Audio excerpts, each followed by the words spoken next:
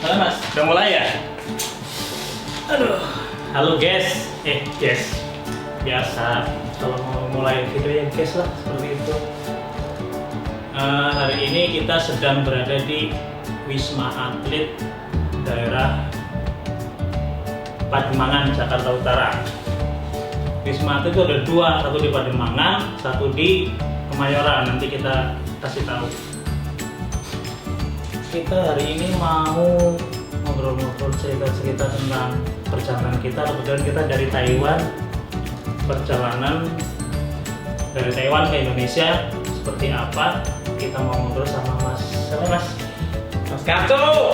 Kaco dari Semarang. Kebetulan dia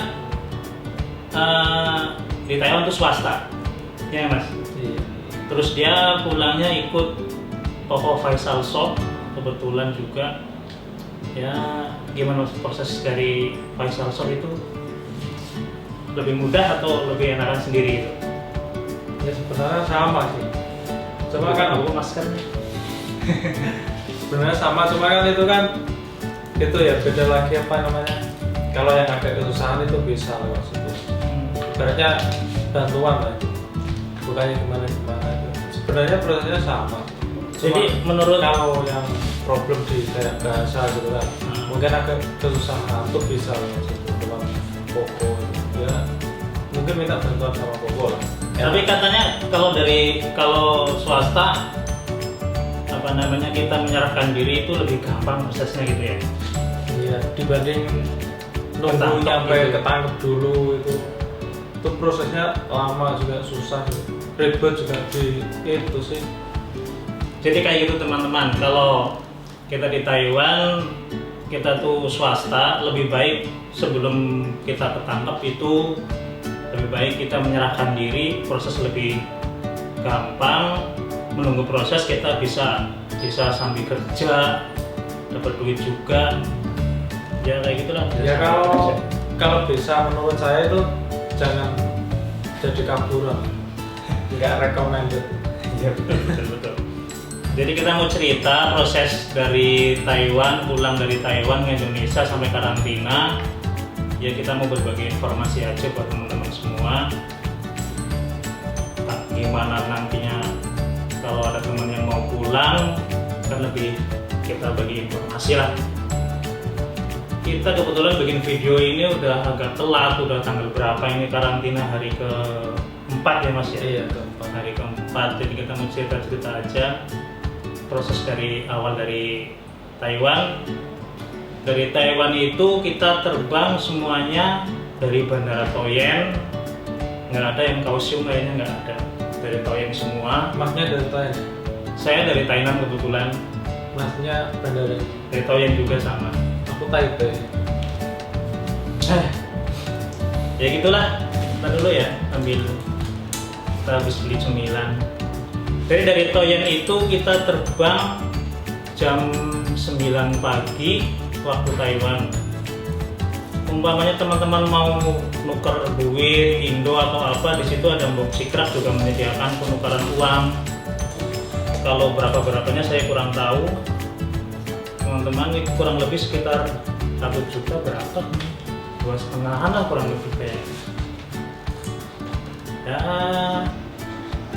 mungkin kalau keburu nggak bisa bawa uang Indo di bandara, bisa tuker di situ. Ada Boxikraf sama adminnya di situ bantuin kita orang nuker duit Indo. Masnya nuker duit Indo nggak? Iya, nuker saya. Tapi ya saya rekomendasikan tuh jangan yang online tuh. Online tuh kebanyakan bawa itu juga kadang misalnya beneran itu harganya lebih mahal ya. Kalau rekomendasinya ya itu yang pakai jasa-jasa kayak yang dekat-dekat bandara itu, tapi asal nggak di money changer kayak di Boxikraf kayak gitu kan, ya lebih recommended lah, Lebih aman soalnya Boxikraf lebih ya itulah ya, lebih ekonomis juga sih harga. Nah terus kita naik pesawat jam 9 pagi. Kita di Bandara Toyen itu boleh makan, minum, boleh di situ. Terus kita naik pesawat, yang katanya di pesawat nggak boleh makan, nggak boleh minum, nggak boleh kamar mandi. Alhamdulillah kemarin kita dikasih makan, boleh ke kamar mandi, tapi ya kita duduk social distancing itu nggak satu itu kan tiga bangku ya, kita nggak satu nggak, jadi tengah tuh kosong, dibatasin lah kayak gitu. Tapi sebelum itu barang-barang yang boleh dibawa di bandara, kalau kita bawa alkohol itu udah pasti standar diambil sama pegawainya. Kalau masalah elektronik, kita bawa laptop, ada kamera, HP minimal 5, maksimal 5, itu boleh masuk, nggak kena. Kalau kita bawa umpamanya kayak handbody yang gede, itu kalau naik kabin nggak boleh, itu harus masuk bagasi, masuk koper, baru lolos. Kalau senjata tajam memang nggak boleh. Terus apalagi sih, elektronik itu laptop boleh masuk. Kipas angin nggak boleh, Kipas angin nggak boleh. hair dryer itu bagi cewek-cewek yang sering itu perawatan rambut itu nggak boleh. Itu ntar disita kan, sayang Kita terus kemarin ada tuh mbak-mbak yang apa tuh sabun lulur itu yang gede itu Basari itu diambil sama pegawainya, nggak boleh. Terus handbody yang gede itu juga nggak boleh. Terus kayak biji-bijian itu Kak, kalau misal kamu lihat di sini apa misalnya ada di sini itu semakannya besar, aku mau ambil bijinya, ntar tak tanam di itu di kampung gitu. Itu nggak boleh ya? Iya itu nggak boleh itu. Ntar kopernya dibuka. Kalau sudah itu kita masuk. Oh, masalah tentang email HP. Email HP sebelum pulang kita juga harus daftar email kita di Taiwan. Ya persyaratannya itu ada nomor pesawat, nomor paspor. Kita masuk ke apa namanya situs bea cukai resmi tuh, di Google kan ada tuh. Kita registrasi di situ, nomor pesawat, nomor apa namanya paspor, kita isi semua di situ. Habis itu kita kirim nanti dapat balasan barcode nanti di Bea Cukai Indonesia, kita scan di Bea Cukainya. Nah itu kan ada dua itu, ada yang lewat internet langsung web, ada yang aplikasi ya. Itu bedanya yang lewat aplikasi itu NPWP-nya harus diisi. Tapi misalnya NPWP juga ya? Iya, tapi misalnya kalau lewat web itu Google itu nggak isi NPWP nggak apa-apa. Terus e-hacknya itu sebenarnya kan yang bikin bingung itu kan sebenarnya bagusnya daftarnya di sana kan, sebelum berangkat di sini, sebelum ke Indo lah. Sebentar Mas, itu ada e-hack, nanti saya jelasin e-hack itu apa. Nanti saya jelasin, kita masukkan di videonya e-hack itu. Terus kita harus masuk NPWP.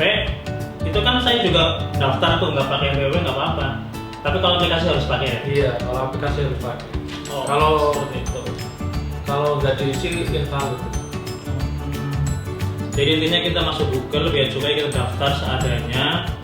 Habis itu nanti dikirimin barcode, kita tunggu naik pesawat nanti di Indonesia, kita ke Bea Cukai di scan barcode, registrasi, daftarin.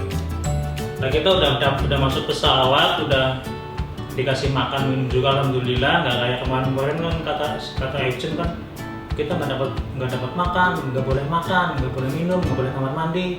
Tapi sekarang alhamdulillah udah dapat, udah bisa, udah boleh. Terus jangan lupa sebelum itu kita di Taiwan tes PCR kan, agent kan udah apa namanya, udah ngasih informasi harus tes PCR apa wajib, harus tes PCR harus ada buat di Indonesia sini. Udah gitu nyampe bandara Indonesia kita sekitar jam 2-an lah ya. Nah di Indonesia itu kita harus daftar itu yang Mas tadi bilang EHAC. Nanti saya kasih tahu aplikasinya kayak apa di video ini.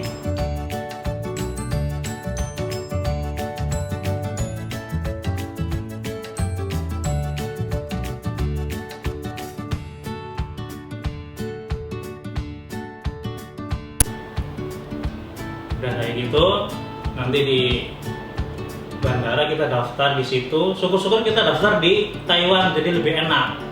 Di bandara Indonesia kita langsung ke depan langsung didaftarin di ada tempat-tempatnya enak itu, di barcode sama dia sama mereka, kita bisa lolos. Kalau sampean daftarnya di mana? Aku dulu sebenarnya ya dikasih tahu, suruh didaftar di sana. Cuma problemnya itu nggak ada yang ngasih tahu bahwa passwordnya tuh bisa sembarangan itu, sembarangan. Ibaratnya kayak kita daftar awal gitu. Kan dulu di sana dibilangnya kan itu harus password Google kita, Google. Nah, itu sebenarnya nggak kayak gitu yang sebenarnya. Itu sebenarnya passwordnya kita yang ngambil sendiri, kayak daftar baru gitu kan. Jadi nggak apa-apa misal kamu nggak tahu password HP kamu, Google HP kamu itu nggak apa-apa. Jadi buat baru aja, buat password baru nggak apa-apa, itu bisa. Dan setelah sampai di situ kita udah daftar e-hak gitu, nanti kan udah saya jelasin di videonya, udah saya masukin videonya, udah selesai. Terus kita masuk ke imigrasi, kita cek paspor juga, ini itu kita bisa keluar. Dan di luar itu kita udah ditunggu sama bis-bis penjemput ke karantina. Kita ke karantina naik Damri. Sebelum itu kan kita ngantri dulu tuh, banyak rame-rame sama teman-teman, ngantri banyak.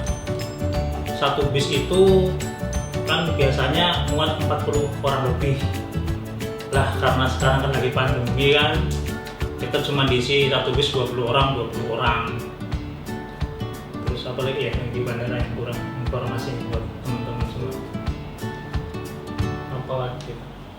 Oh, masalah kartu. Nah, kan kita kan di bandara kan harus registrasi email ya. Ternyata udah sampai bandara, kita sama bea cukai nanya, dia bilang nanti sesudah karantina balik lagi ke bandara nyeken itu registrasi barcode emailnya. Itu yang bikin ribet di situ. Katanya kan kalau habis keluar bandara kita bisa langsung scan barcode, udah terregistrasi gitu ya. Kemarin enggak ya Mas ya? Iya. Ini masanya nanya sama petugas bea cukai gimana kemarin? Suruh karantina dulu. Ntar habis karantina baru balik ke situ lagi untuk itu registrasi scan email. Jadi ribetnya di situ. Udah gitu bolak-balik ke bandara dari sini. Sedangkan dari sini ke bandara aja kan lumayan jauh. Kalau kita naik taksi mungkin kalau duit Indo habis 300.000 lebih kayaknya. Soalnya kan agak jauh, lewat tol juga kan. Udah gitu kita langsung dijemput sama Damri, bis Damri. Satu pesawat itu sekitar kemarin berapa? Hampir 150 orang lah kemarin. Pas kita pulang rame-rame bareng-bareng. Jemput bis Damri, kita dibawa ke karantina Wisma Atlet Pademangan, Jakarta Utara. Pokoknya kalau yang baru sampai datang itu kita dibawa ke Pademangan Wisma Atletnya. Sampai di situ gimana Mas? Kita di swab gitu ya? Iya. Itu yang kalau yang nggak bayar, kalau yang bayar ya hotel itu. Nah, beda lagi gitu. Kalau mau enak di hotel tapi bayar katanya. Dia bagi yang punya uang aja. Berarti kita masuk ke Wisma Atlet, kita dikumpulin terus kita di swab gitu ya? Iya, dikasih pengarahan dulu gitu. Satu kamar berapa orang Mas? Kita Rata-rata itu 3 orang. Cuma yang fasilitas yang 2 orang tuh katanya itu yang buat suami istri atau adik kakak. Tapi suami istri beneran ya? Suami istri beneran. Bukan suami istrian. Ini suami istri beneran. Bukan suami istri yang itu bohong-bohongan. Yang ngaku di pesawat itu loh. Buat garangan-garangan. Kan banyak tuh teman-teman juga kayak gitu tuh pasti. Kesempatan. Ya. Tapi kita alhamdulillah dikasih, karena kemarin kebanyakan perempuan, kita cuman laki-laki cuman berapa, kita kebagiannya cuman berdua, jadi lebih enak lah kamarnya kayak gini, nggak bertiga. Terus kita di swab di soprok hidungnya kan, kayak di Taiwan kemarin kan. Udah itu kita nunggu hasilnya itu 24 jam minimal. Kita udah di swab, kita dikasih kunci kamar, kita disuruh naik, di sini ada berapa ya? 10 tower apa ya? Enggak, 3 tower doang. 3 tower tapi 10 gedung. Tower 8, tower 9 sama tower 10. cuma ya itu towernya letter U semua itu. Berapa? Tower itu maksudnya gedung gitu, gedung. Ini kan Bagian gedung. Udah gitu kita masuk kamar istirahat, kita dikasih makan sehari 3 kali. Seperti makan seperti apa? Ini ada, saya udah bikin videonya makan seperti apa nih. Jadi kira-kira seperti inilah. Ya, dapat snacknya tuh kayak Ada snack juga. Terus ya cuci mulut kayak gini lah, pisang. Kayak monyet gitulah. ya, kalau mau jajan sendiri ya kayak gini, pempek kayak gini. Tapi uniknya di sini, kita di karantina, tapi kita boleh keluar. Unik. Di Wisma Atlet itu unik. Kita di karantina, kita boleh keluar ke bawah. Kita mau beli jajan apa ini itu kita boleh. Tapi dibatasin waktunya. Jadi buat teman-teman ya, kalau bisa jangan keluar kalau di karantina di sini. Misalnya aturannya kayak gitu. Aturannya sebenarnya tuh nggak boleh keluar. Kan tahu sendiri lah nama Indonesia ya. Peraturan dibuat untuk dilanggar. Terus apa lagi sih informasinya buat teman-teman semua tentang pertama kan hari pertama sampai di karantina kita tes swab pertama, hasil keluar itu katanya kan kita sampai kan sore, hasil keluar pagi. Kalau mereka tidak menemui kita itu berarti kita negatif.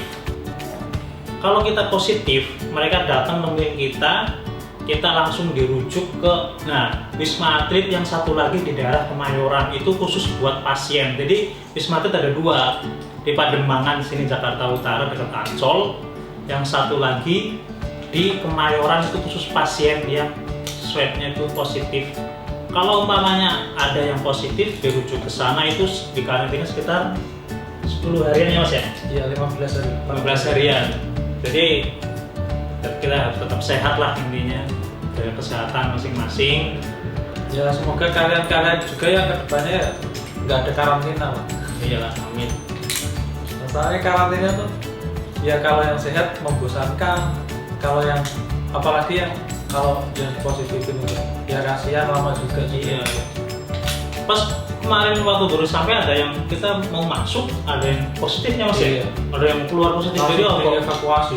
dievakuasi, jadi agak udah gimana gitu. Ini apakah aman gitu kan? Saya mudah-mudahan kita cuma bisa berdoa lah.